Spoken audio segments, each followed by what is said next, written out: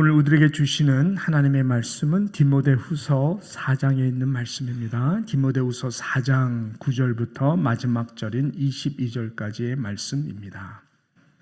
디모데후서 4장 9절부터 22절까지의 말씀 교독하겠습니다. 너는 어서 속히 내게로 오라. 데마는 이 세상을 사랑하여 나를 버리고 데살로니가로 갔고, 그레스게는 갈라디아로, 디도는 달마디아로 갔고, 누가만 나와 함께 있느니라. 내가 올 때에 마가를 데리고 오라. 그가 나의 일에 유익하니라. 두기고는 에베소로 보내었노라. 내가 올 때에 내가 드로와 가보의 집에 둔 겉옷을 가지고 오고, 또 책은 특별히 가죽 종이에 쓴 것을 가져오라. 구리 세공업자 벨렉산더가 내게 해를 많이 입혔음에 주께서 그 행한 대로 그에게 갚으시리니 너도 그를 주의하라. 그가 우리 말을 심히 대적하였느니라. 내가 처음 변명할 때에 나와 함께한 자가 하나도 없고 다 나를 버렸으나 그들에게 허물을 돌리지 않기를 원하노라. 주께서 내 곁에 서서 나에게 힘을 주심은 나로 말미암아 선포된 말씀이 온전히 전파되어 모든 이방인이 듣게 하려 하심이니 내가 사자의 입에서 건짐을 받았느니라. 주께서 나를 모든 악한 일에서 건져내시고 또 그의 천국에 들어가도록 구원하시리니 그에게 영광이 세세 무궁토록 있을지어다. 아멘. 브리스가와 아굴라와 및 오네시보로의 집에 문안하라. 에라스도는 고린도에 머물러 있고 드로비모는 병들어서 밀레도에 두었느니 너는 추운 겨울 전에 어서 오라. 우블로와 부데와 리노와 글라우디아와 모든 형제가 다 내게 문안하느니라. 나는 주께서 내 심령에 함께 계시기를 바라노니 은혜가 너희와 항상 함께 있을지어다. 아멘. 여러분, 가깝게 지내면서 서로 힘이 되어 주다가 그 사람이 떠나게 될 때의 마음이 얼마나 우리가 아쉽습니까? 또 반대로 그런 자들을 두고 먼저 떠나야 하는 것만큼 또 아쉽고 힘든 것은 없을 것입니다. 떠남이 항상 그렇죠. 이러한 소중한 관계 속에서 먼저 보내야 했던 우리 고 김성국 목사님 다시 한번 생각하게 되었습니다. 가끔 뵙고 또 함께 식사할 때마다 정말 환하게 웃어주시고 또 이게 뉴욕 또 목회자로서의 그 선배로서 얼마나 좀 좋은 말씀, 따뜻한 사랑으로 함께 해주셔서 제가 참 좋아했어요. 우리 김성국 목사님. 또 김성국 목사님도 항상 또 부족한 저를 이렇게 좋게 봐주셔서 자주 만나고 했었는데요. 특별히 힘겨운 그 암투병의 끝자락 가운데에 돌아가시기 3주 전에 사모님과 함께 또 뵐 수 있었고 식사할 수 있었던 시간이 있었는데 정말 몸이 많이 안 좋으신 상태였었습니다. 그럼에도 불구하고 하나님이 부르실 때까지 믿음으로 승리하겠노라고 그렇게 말씀하셨던 모습이 너무나도 제 눈에 환합니다. 그분께서 이제 가실 때가 이제 올 수도 있겠구나 생각하시면서 쓰신 글 같아요. 정해진 시간, 정해진 시간이라고 하는 짧은 글을 쓰셨고 특별히 그 장례 예배 순서지에 그 글이 실어졌었습니다. 제 마음에 많이 닿았었는데요. 제가 잠시 읽어 드리도록 하겠습니다. 정해진 시간. 정해진 시간은 찾아오네. 잠시 받는 가벼운 고난을 하나님께서 가지고 가시니 하나님의 사랑은 영원하리. 오늘의 아픔과 고난들을 견디며 이길 수 있으니 하나님의 시간을 신뢰하면서 힘있게 일어나세요. 지나가리, 지나가리. 정해진 고난은 지나가리. 영원하리, 영원하리. 하나님의 사랑은 영원하리. 다시 한번 인생이 무엇인가를 한번 깊이 생각하게 하는 그런 살아있는 귀한 글이라 생각을 하였습니다. 인생에는 반드시 정해진 떠남의 그 시간이 있다라고 하는 것이죠. 그리고 인생에는 반드시 아픔과 고난이 있지만은 견딜 수 있는 것은 이 분의 고백과 같이 모든 것이 하나님이 허락해 주신 잠시의 시간이고 그 시간들은 반드시 지나간다라고 하는 것이죠.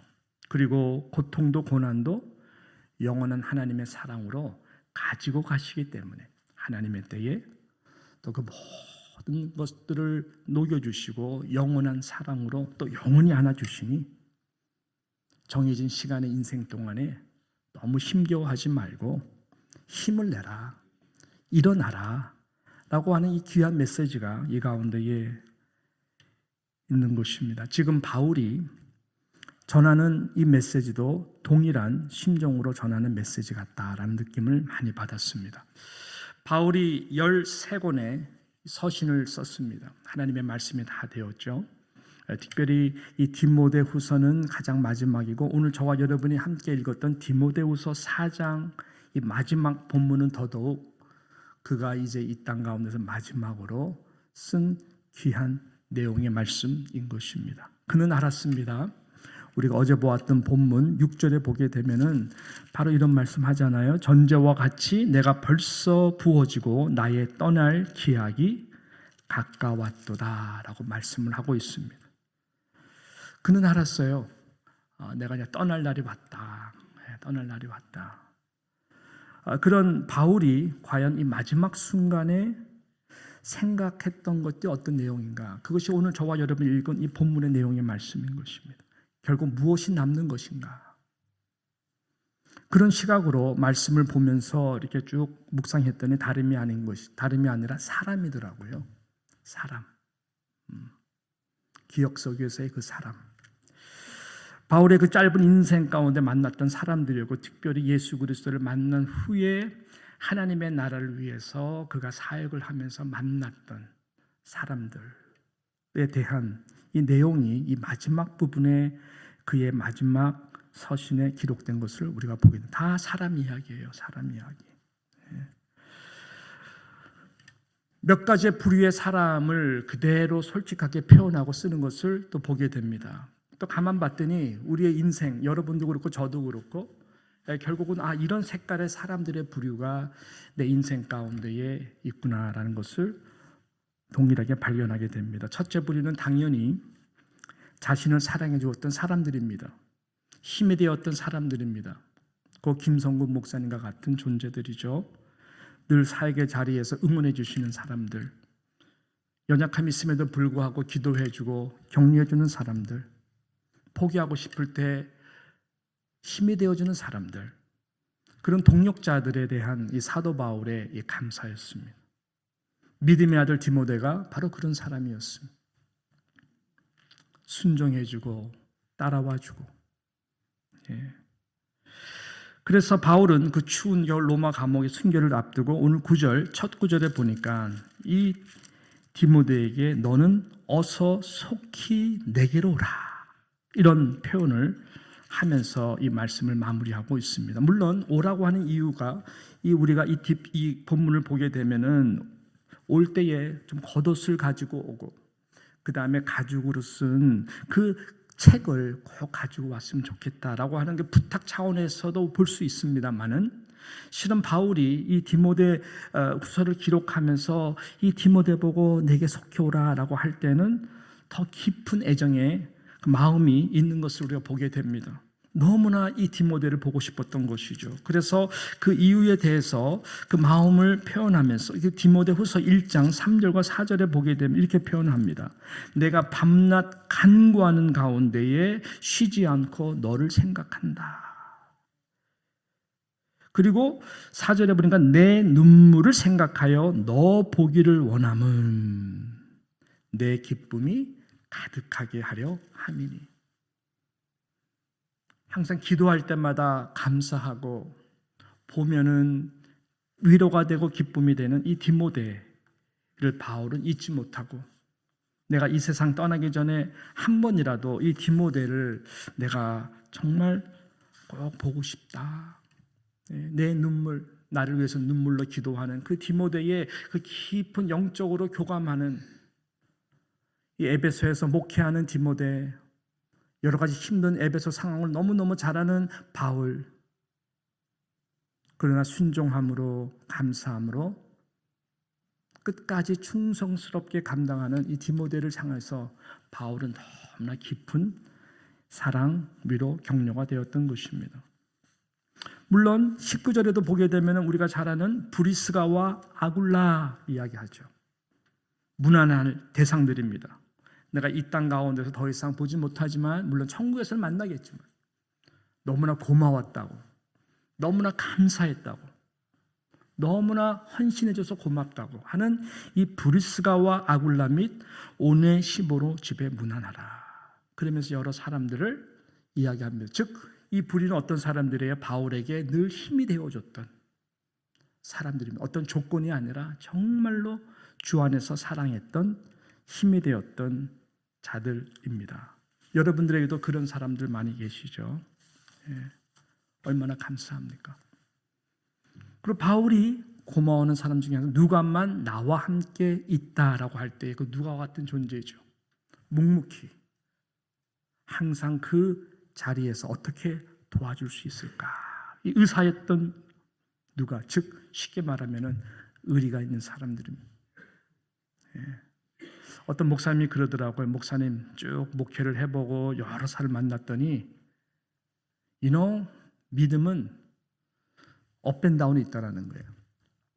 When faith is gone, 믿음이 사라지면은 남는 것이 의리입니다. When faith is gone, 의리 takes over. 그래서 정말로 의리 있는 사람이 보니까 가장 귀하더라라고 하는 거예요. 누가가 그런 사람이었죠. 근데 반대로 대만은 이 세상을 사랑하여 데살로니가로 갔다. 네. 그리고 이 바울이 봤더니 또 어떤 말씀을 하죠?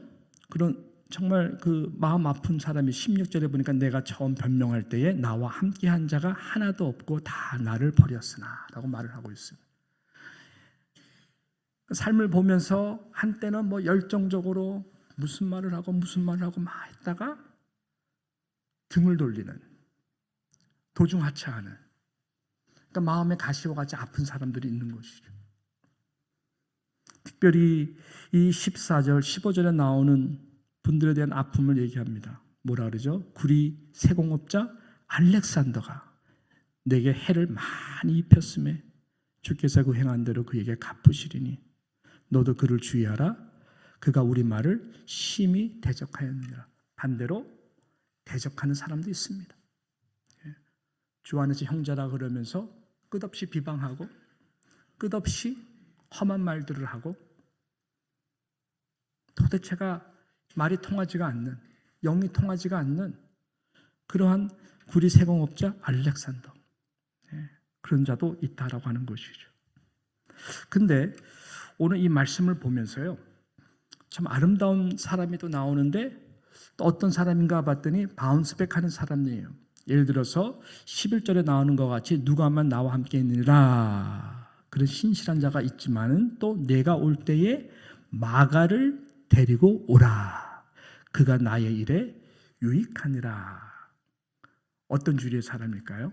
한때는 도중하차했지만 믿음이 마치 바닥에 떨어진 것과 같이 어렵고 힘든 고난 함께 한다고 했지만은 너무 힘들어서 도중하차했지만 마가와 같은 경우에는 다시 바운스백 한 것이죠. 마가를 놓고 아시는 바와 같이 바울과 바나바가 얼마나 심하게 다퉜어요. 바나바는 데리고 가자 2차 전도 여행, 바울은 안 된다. 1차 전도 여행 때 그렇게 힘들어서 돌아간, 쓸모없다 돌아간 자, 나는 마가를 더 이상 신뢰할 수가 없다. 그래서 갈라진 거잖아요. 근데 바울은 이 마가를 생각할 때에 미안한 마음도 많이 생기고, 그렇지만 하나님께서 마가를 통해서 다시 바운스백해서 하는 모습을 보면서 야, 사람은 포기할 게 아니구나. 성령께서 얼마든지 다시 하나님 나라를 위하여 유익하도록 만드시는 분이시구나. 아, 사람은 포기해서는 안 되는구나. 그래서 마가를 데리고 오라고. 나에게 유익하다고. 이런 주류의 사람도 있는 것입니다. 이렇게 다양하다는 거예요. 지금 바울이 마지막 이 편지를 쓰면서 여러 사람들을 생각하면서 이런 부류의 사람, 이런 부류의 사람, 또 이런 부류의 사람, 이렇게 이 마지막으로 떠남과 함께 생각하고 있는 것입니다. 근데 우리 이 말씀 보면서요, 너무너무 귀한 것이 뭔가 봤더니 바로 16절 하반절에 나타나는 이 말씀인 것입니다. 내가 처음 변명할 때 나와 함께한 자가 하나도 없고 다 나를 버렸으나, 이 배신감 느낄 수 있잖아요. 근데 그들에게 허물을 돌리지 않기를 원하노라 라고 하는 이 고백이 너무나 귀한 고백이고, finish well이죠. 하나님 앞에 가는 그 바울의 마음속에 허물을 저들에게 돌리지 않기를 원한다. 스데반 집사도 그렇게 돌아가셨고, 예수님도 십자가에서 그렇게 돌아가신 거잖아요. 그래서 이 하나님이 주신 하나님의 시간에 우리의 인생 가운데, 지금 예수 그리스도를 만나고 우리가 신앙생활하는 가운데에 영적 전쟁도 굉장히 많잖아요.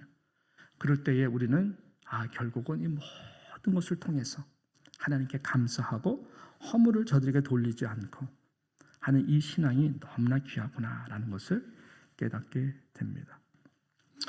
저희 아버지에 대해서 말씀을 잠시 드리고 저는 말씀을 좀 마무리하려고 하는데요. 저희 아버님, 제가 영적으로 굉장히 존경하고 하는 아버님, 50세에 일찍 돌아가셨죠.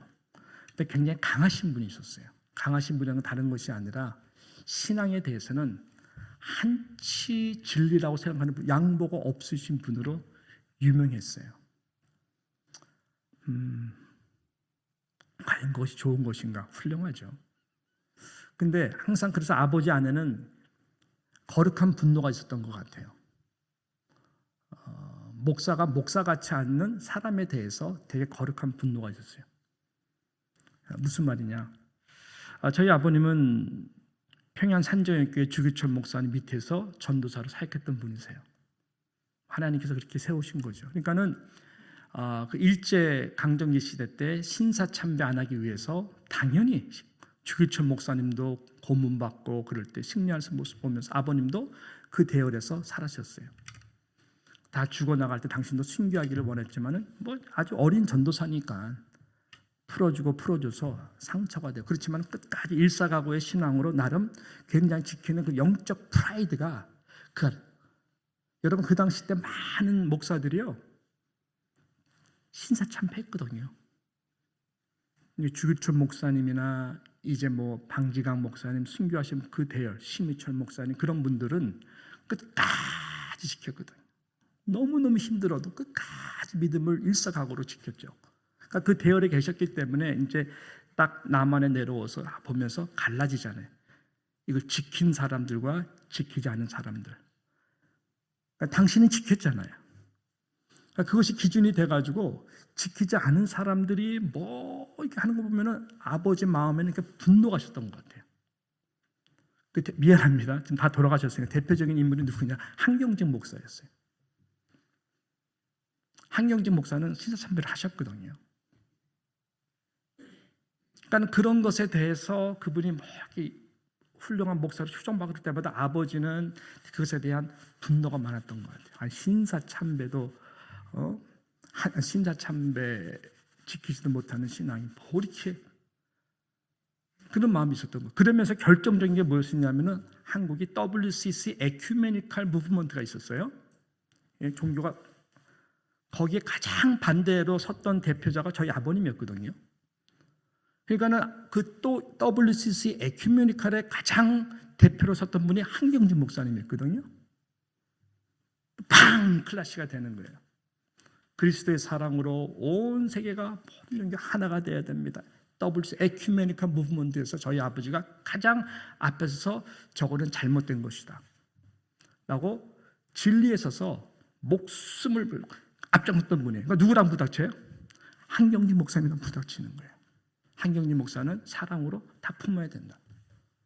그러니까 저희 아버지가 저희 어머님도 여러 가지 말씀하시지만 왜 여보, 당신은 강단에서 자꾸 한경진 목사님 이렇게 계속 비판하냐고. 마음속에 그 거룩한 분노가 있으셔가지고, 당신은 섬기는, 당신 존경하는 모든 목사들은 다 일사각오로 옥중 성도로서, 우리 아버지 제일 존경하는 이기선 목사님도 다 그런 분들인데, 신사참배한 리더로서 WCC 에큐메니컬 무브먼트까지 하는 것에 대해서 굉장히 많이 분노가 있었던 것이죠. 자, 이런 걸 좀 오픈해서 죄송한데, 뭐 그뿐 아니에요. 너무 극보수라서 주일 성수부터 시작해가지고 뭐 이거 굉장히 많아요, 스토리가.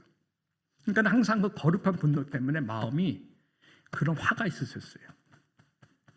진리 선포하시고. 백그라운드는 이해가 돼요. 제가 같은 목사하잖아요, 제가. 그래서 일찍 돌아가신 것 같아요. 화병이 있으셔가지고. 이 마음이 항상, 그래서 심장병이 있었거든요.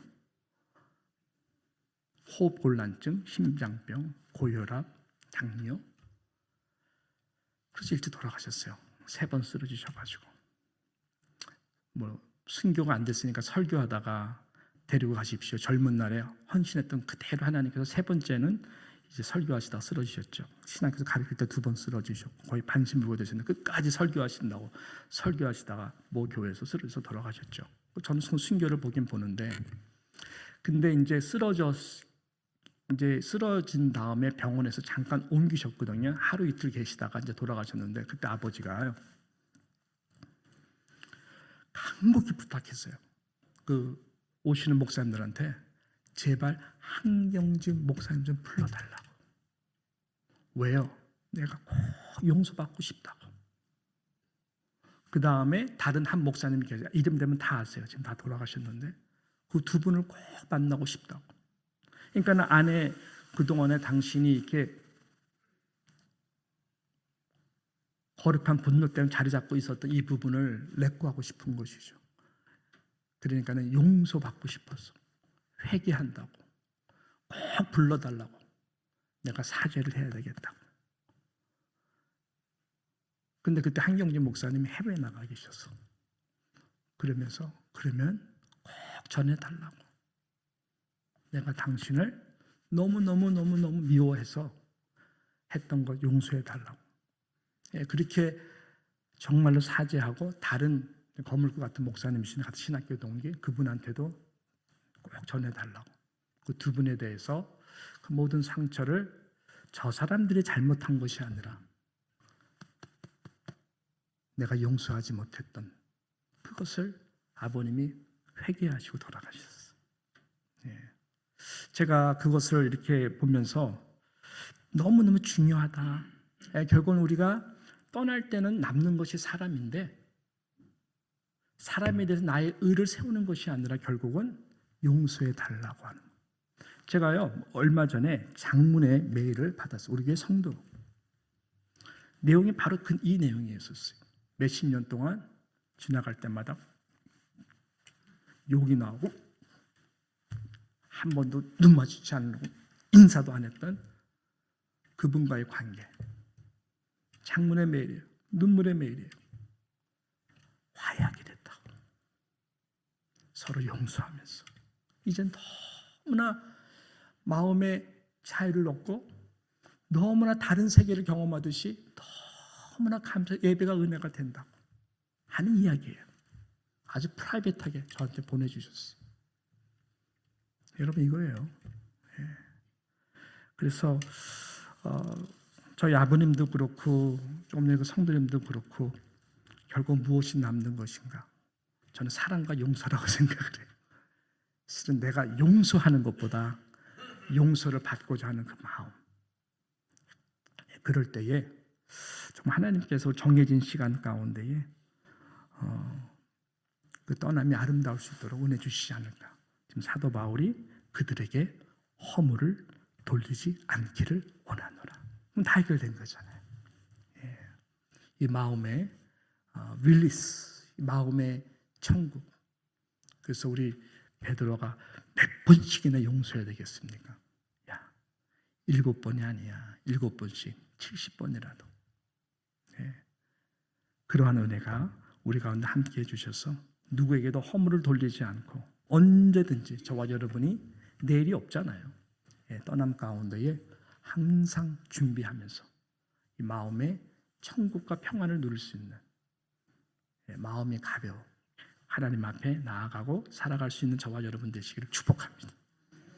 기도하겠습니다. 하나님 아버지, 이 디모데후서 이 마지막 유언서와 같은 사도 바울의 말씀을 우리가 함께 정리하면서 결국 남는 게 사람인데 그 사람 속에서 이런저런 여러 유형들, 하나님 아버지, 그러나 이 모든 것 가운데에 다시 우리가 십자가로 돌아가게 하여 주시고 우리 인생 가운데 가장 최고의 만남을 주신 예수 그리스도의 십자가의 사랑 앞에 언제든지 마음을 가볍게 하고 하나님이 붙여주셨던 귀한 동력과 같은 기쁨이 되는 사람들뿐만 아니라 때로는 이런저런 섭섭한 마음이 생길 수 있는 분까지도 저들에게 허물을 돌리지 않고 오히려 하나님 불편하게 생각했던, 용서하지 못했던 나의 교만함을 깨닫게 하여 주시사 정말 주님의 마음으로 우리 모두가 함께 항상 소중히 생각하며 남은 시간 하나님 앞에 영광이 될 수 있도록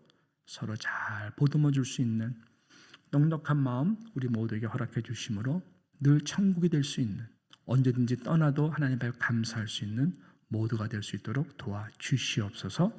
의탁하며 예수님의 이름으로 기도합니다. 아멘.